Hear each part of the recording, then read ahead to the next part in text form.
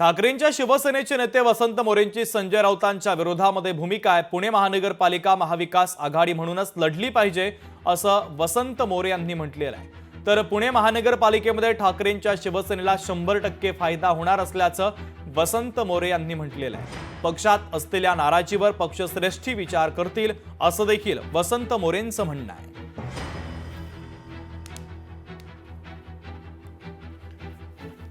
शहरामध्ये कोणत्याही परिस्थितीमध्ये आपण महाविकास आघाडी म्हणूनच लढलं पाहिजे।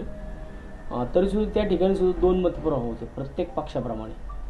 प्रत्येक पक्षामध्ये दोन मतप्रवाह असतात, एक तर लोकप्रतिनिधींचा असतो आणि दुसरा कार्यकर्त्यांचा असतो। प्रत्येक कार्यकर्त्याला वाटत असतं की मला संधी मिळाली पाहिजे आणि लोकप्रतिनिधीला वाटत असतं की मला सोबत राहून दुसऱ्या लोकांची मला मदत मिळाली पाहिजे आणि माझ्याबरोबर इतरांसुद्धा शीट बसले पाहिजे।